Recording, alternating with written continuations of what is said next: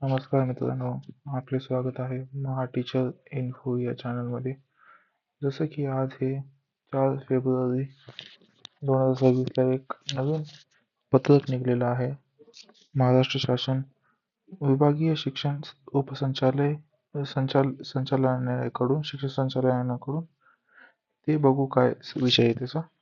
सन 2025-26 संच मान्यतेनुसार अतिरिक्त शिक्षकांचे समायोजन.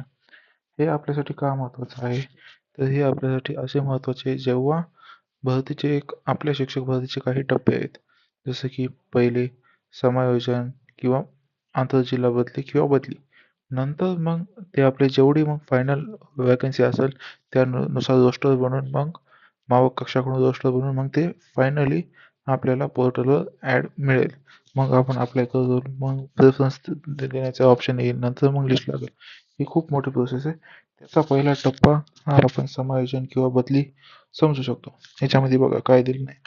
उपरोक्त विषयाबाबत कळविण्यात येते की शासन निर्णय हे जी आर आपला 15/3/2024 संच मान्यतेचा जी आर राज्यातील मान्यता प्राप्त खाजगी अनुदानित अंशतः अनुदानित या स्थानिक स्वराज्य संस्थेतील प्राथमिक माध्यमिक व उच्च माध्यमिक व अध्यापक विद्यालय तसेच विद्यालयातील अतिरिक्त शिक्षक व नॉन टीचिंग समजा टीचिंग आणि नॉन टीचिंग स्टाफचे समायोजन करायचे. जिथं समजा अतिरिक्त झाले, आता समजा बघा अतिरिक्त म्हणजे काय असते, ह्या दोन शाळा आहेत. हे एका शाळेमध्ये एक शिक्षक अतिरिक्त झाला, इथे एक शिक्षक वॅकंट, तर इथला एक शिक्षक इथं पाठवणार. हे झालं समायोजन. आता हे अतिरिक्त शिक्षकाचे आता हे सगळी माहिती आहे की ह्याच्याबद्दल समायोजन कोणत्या पद्धतीने करायचे, काय करायचं, ह्याच्यामध्ये ही सर्व माहिती दिली आहे. आता या माहितीमध्ये काय दिलं आहे, संवर्ग म्हणजे कास्ट वाईज, विषय आणि इत्तानिहाय असं अतिरिक्त असलेल्या शिक्षकाचं समायोजन करायचं. आणि शिक्षक आणि नॉन टीचिंग याची तात्पुरती यादी 2-3-26 वरून घोषित करावी. म्हणजे समायोजन बाबतीत जे समायोजनासाठी समजा आता ह्या शाळेतून ह्या शाळेत जाईल म्हणलं होतं ना, तर ह्या शिक्षक XY शाळेतून जे YZ शाळेत जाईल का, त्या शाळेचं कोणत्या शाळेत समायोजन होईल आणि कोणत्या शाळेतून जाईल याबद्दल आणि त्या शिक्षकाच्या नावासोबत, त्याच्या इत्त्यासोबत, त्याच्या कास्टच्या संवर्गासोबत, त्याच्या विषयासोबत सॉरी, ते सर्व बाबती सगळी एकत्र करून त्याची लिस्ट पब्लिश करा असं ह्याच्यामध्ये म्हणण्यात आलेलं आहे. आणि ह्याच्यामध्ये अजून काय सांगितलेलं आहे आणि तुम्हाला अजून एक सांगायचं राहिलं, माध्यमिक आणि उच्च माध्यमिक याची संच मान्यता सर्व कंप्लीट झालेली आहे.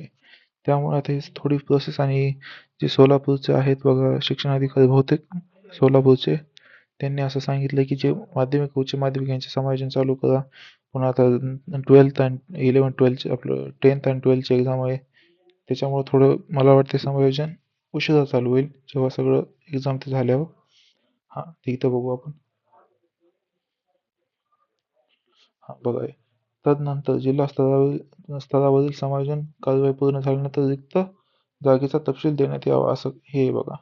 आता पुढचं बघू.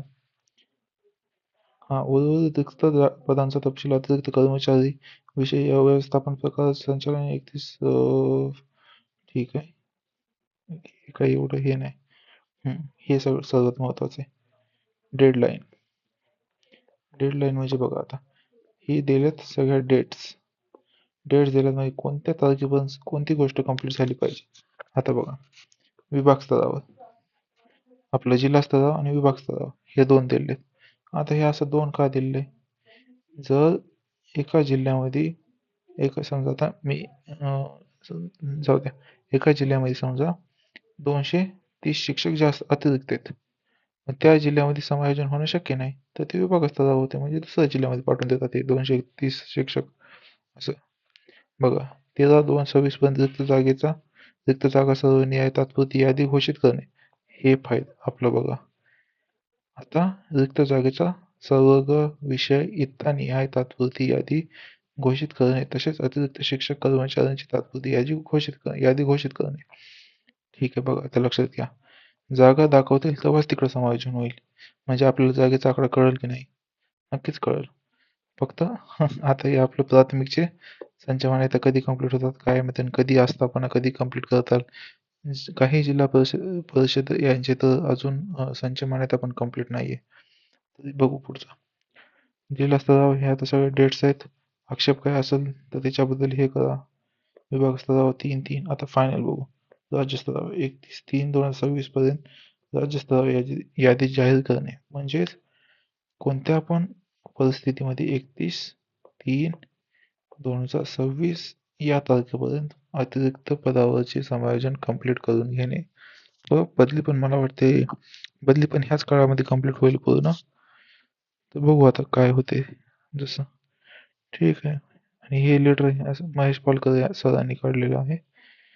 माध्यमिक उच्च माध्यमिकचे शिक्षण संचालक आहेत. तरी ही व्हिडिओ तुम्हाला कशी वाटली नक्कीच कमेंट बॉक्समध्ये सांगा. आणि डिस्क्रिप्शनमध्ये मी ह्याची लिंक बनवून टाकतो या PDF ची. कोणाला हवी असेल तर तिथून डाउनलोड करू शकता. जर तुम्हाला अशाच व्हिडिओ बघायचे असेल तर सबस्क्राईब नक्कीच करा या चॅनलला आणि तुम्हाला आवडले असेल तर लाईक सबस्क्राईब पण करा. धन्यवाद.